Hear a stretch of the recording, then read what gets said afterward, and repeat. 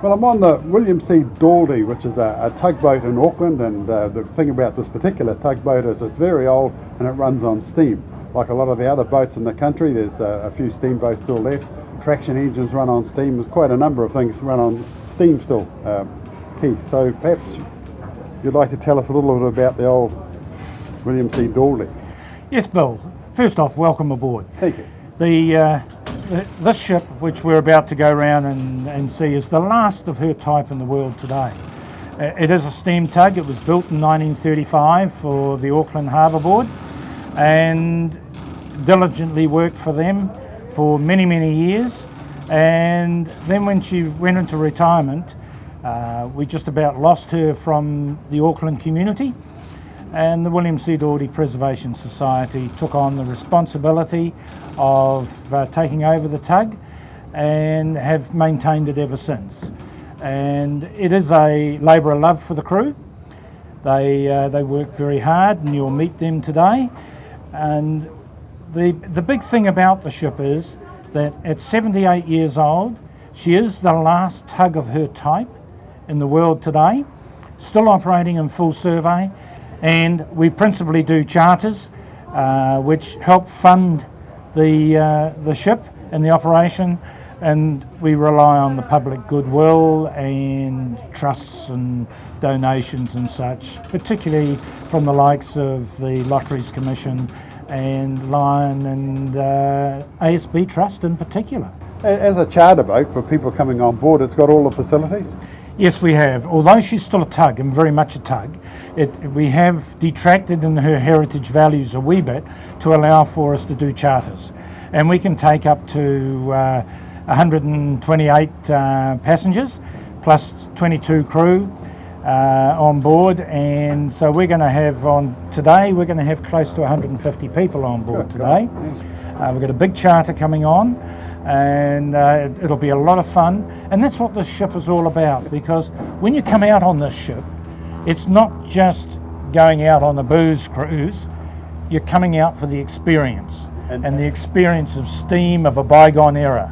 Yeah, sharing the history. Sharing the history, Bill. Yeah, and it's an incredible experience, and which is the charm of the ship. Just as a matter of interest, what's the minimum number of crew you would need to operate it? Minimum number to steam the ship is 12. 12. The Auckland Harbour Board operated the ship with 12 on board. We have, because many of our guys are a little bit older, so we run a few extra stokers in the boiler room, and we also have our hospitality crew on board as well, who look after the bar and hospitality needs of the ship. Yeah, wow. Well, there you go, folks.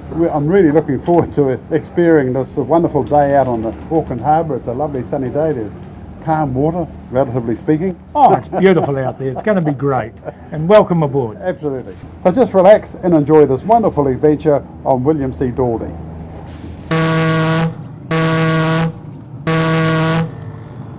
I'm Kathy Riley. I'm the Chief Purser on the William C. Daldy. The purser's job is to look after the safety and the welfare of the passengers and the crew. So my duties included counting passengers on ship, making sure we're all aboard, letting everyone know the health and safety rules on the ship. I'm also the bar manager, so I look after the hospitality on the ship as well. Now we're going to talk to Richard Palmy about the history of the old girl. She was built in Scotland in 1935 on the Clyde in Glasgow, and sailed out under her own steam in 84 days through the Suez Canal, and then tiki-touring around various countries, and then sailing over to Australia, and then finally to New Zealand. 84 days. That was in 1935. She went into service in 1936, and she was in service for 41 years, including a number of years during the war where she was seconded to the Navy and worked on both the original Queen Mary and the original Queen Elizabeth when they were troop ships coming into Auckland. She went out of service in 1977.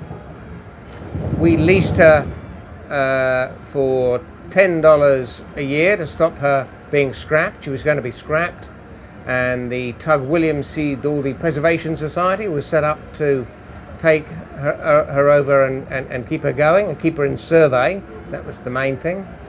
So to begin with, we were paying $10 a year lease, and then in the end, ownership was transferred to us for $1 in 1989, I think it was.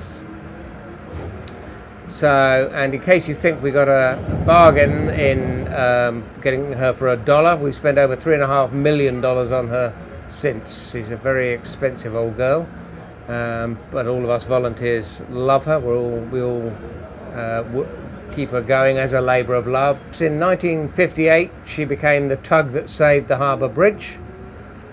When they were putting out the final span to join up the harbour bridge, the platform that it was on got hit by 34-mile-an-hour winds and started heading off down the tide.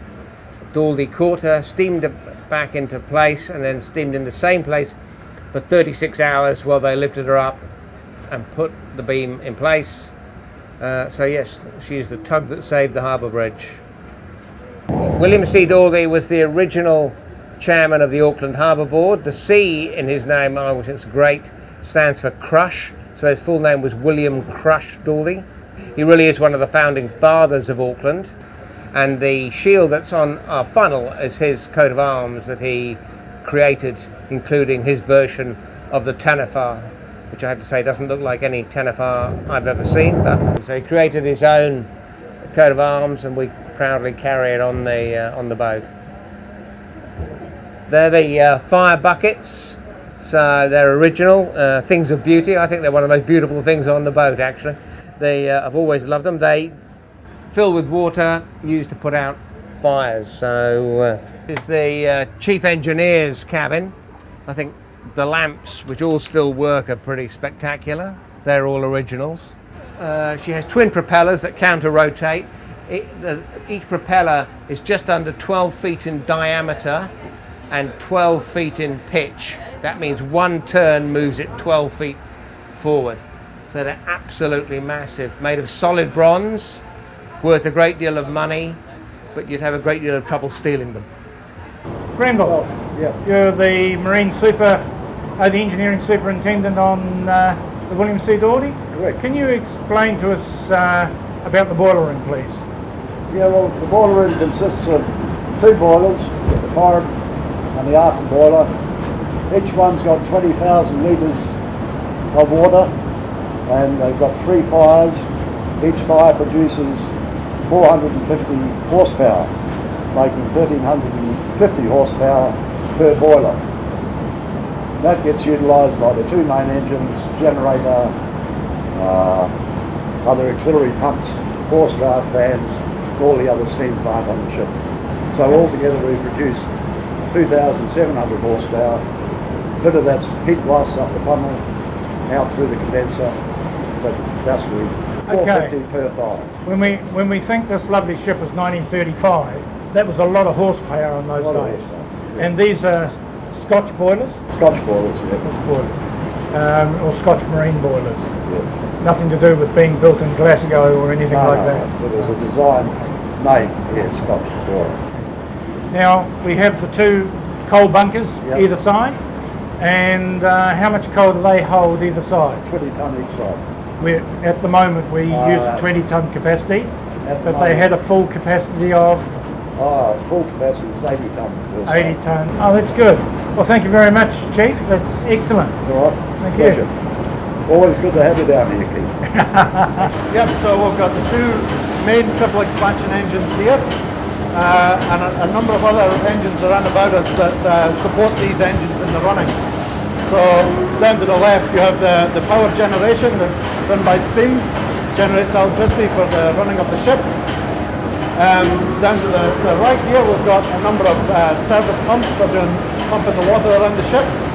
And then obviously we have the condenser for cooling the steam back down into water, so that sits across in the corner. So each engine is rated at about just over 900 horsepower, indicated horsepower. Explain what all this is about for starters. This tells you what's going on right from the boiler through the cylinders of the engines, the high pressure cylinder, medium pressure cylinder, low pressure cylinder, and finally the vacuum on the condenser. So you can see what the pressure is every inch along the way. Okay. And it's duplicated to the engine on the other side. Okay, now we've got one of our engines quietly turning. Now we have two triple expansion engines.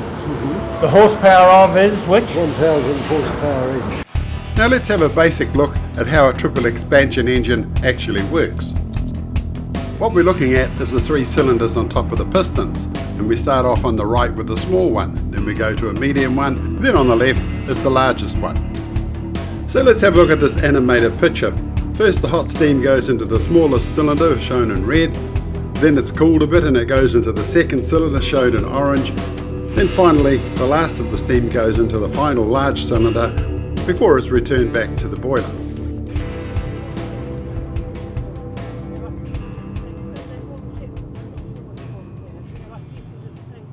A day out on William C. Daldy is all about having fun. I believe that the heart will go on. As Keith was saying, the ship is fully licensed and available for charter. You can bring your own catering and van, or caterers can be arranged on request. Also, there's barbecue facilities available. So to check it all out, just go to www.daldy.com. Oh, what a fantastic day we've had. Now Keith, just perhaps walk us through what's happening here. Thanks, Bill. We're due alongside now, and the crew are closed up at their berthing stations. As soon as they can, the heaving line will be passed, and the stern line and bow lines will go out. The crew will then apply these to our steam winches. Down aft, as you can see, the steam winch is the main towing winch, and the stern line's on that now. This has got a huge amount of power, so they have to be very careful to make sure that they don't smash a line like a piece of string. As you can see, the steam's rising on the winch. There's a lot of tension on that line, and the crew have got to stand well clear. They've got the passengers well clear. Second line will be put out. Meanwhile, this is secured onto the winch to be changed over later while we're working the other lines. Up the front, the bow line is already in position and secure, and the crew are putting the spring onto the steam anchor winch. Once this is secure, we will be nicely secured alongside. Well, once the gangway is in place, everybody's free to leave. The man shaking all the hands and kissing all the girls, well, he's the birthday boy and he chartered the boat, and everybody's had a wonderful time. So if you'd like to charter the tug William C. Daldy, just go to the website below, and I can guarantee you're just going to have a whale of a time. I'd like to take this opportunity to thank the tug William C. Daldy Preservation Society and their sponsors who assist in keeping this amazing ship alive and well. And they are the ASB Community Trust, Lotteries Commission, Waterfront Auckland, Ports of Auckland, the Royal New Zealand Navy and Ortex Coatings.